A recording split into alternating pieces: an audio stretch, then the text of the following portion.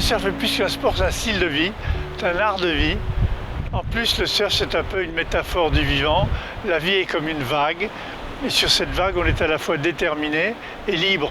Déterminé parce que la vague, elle est formée par quelque chose d'autre qui ne dépend pas de moi, ne dépend pas de ma vie. Et en même temps libre d'évoluer sur cette vague de manière différente.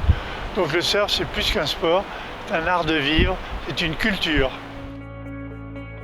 Déjà, notre cœur de métier, c'est de créer des Okeina spots, c'est-à-dire qu'on crée de nouvelles destinations touristiques et sportives autour d'une vague de surf artificielle. Comme on ne trouvait pas les technologies adéquates sur le marché, on a décidé de créer notre propre vague artificielle qui non seulement limite son impact sur l'environnement, mais en plus viennent apporter un plus en restaurant la biodiversité des milieux aquatiques dégradés. Les piscines à vagues, je pense qu'on est pas mal à trouver ça.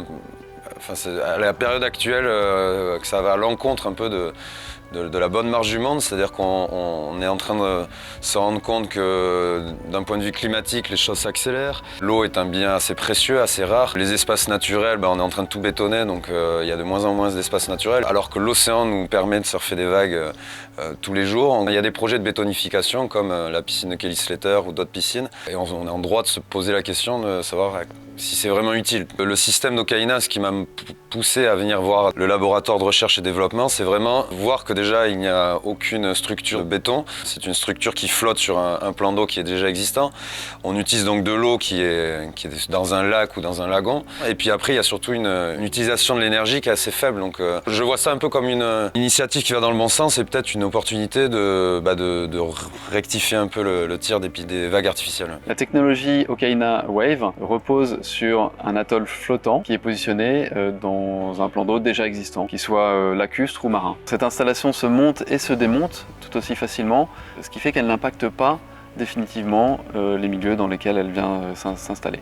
Une grande installation comme celle qui va être installée sur le site olympique de Vert, Paris, fait à peu près 110 mètres de diamètre et va procurer un temps de glisse d'environ 48 secondes par tour, avec des vagues qui vont aller de 60 cm jusqu'à 2 mètres de hauteur et qui se succéderont toutes les 10 secondes. La particularité de la vague Okeina, c'est qu'elle est en forme de bol, et ça c'est quelque chose qu'apprécient beaucoup les surfeurs, puisque ça permet de concentrer l'énergie sur le pic de la vague, et on va pouvoir moduler à la fois la hauteur, la puissance, l'épaisseur de la vague, sa dynamique, et donner énormément de variabilité pour procurer toujours des nouvelles sensations aux pratiquants. C'est vrai qu'elle présente un profil assez idéal.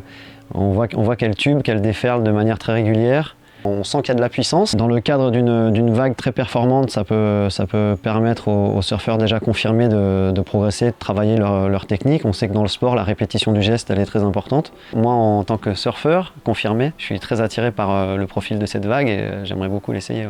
Pour UWL, le projet Okeina, c'est une révolution pour nous. On trouve que ça va permettre au surf de complètement se démocratiser. Aujourd'hui, on est limité à un surf, il faut habiter près de la mer, il faut jouer avec la marée, le vent, il faut qu'il y ait de la houle. Les spots ne sont pas forcément tous accessibles, et puis on se rend compte que des fois trop de pratique du surf à certains endroits, c'est aussi mauvais, c'est néfaste pour la nature. Pouvoir permettre à des gens qui ne sont pas proches de la mer de pouvoir surfer dans un environnement naturel, c'est une révolution et ça va changer la donne de beaucoup de choses. Le surf va pouvoir quitter les côtes, se retrouver dans les terres, même à la montagne, et c'est quelque chose qui était impensable il y a encore quelques années. Après, l'intérêt principal que je vois, c'est pour les gens qui sont attirés par ce sport et qui n'ont pas la chance de pouvoir le pratiquer. Et donc j'ai eu des conversations très intéressantes avec des jeunes de banlieue qui avaient envie d'essayer le surf, mais qui n'ont jamais eu l'occasion.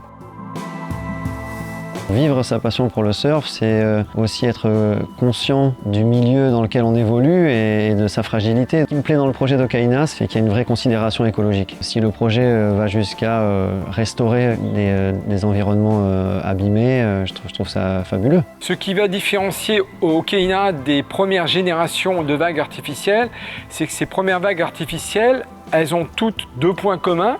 Le premier, c'est de créer d'immenses bassins en béton qui impactent à vitam aeternam les sites naturels. Et le deuxième point, c'est qu'elles consomment toutes énormément d'énergie. Donc il nous fallait, dans la réponse qu'on a apportée au travers d'Okeina, créer une vague qui soit à la fois profitable pour l'environnement et économe en énergie. L'idée qu'on avait eue, c'était de produire de l'énergie solaire à partir de solaire flottant. Donc on met des panneaux solaires sur des flotteurs. Et puis finalement, d'un espace qui était non utilisé, on en fait un espace de production d'énergie. Donc c'est absolument génial pour le territoire.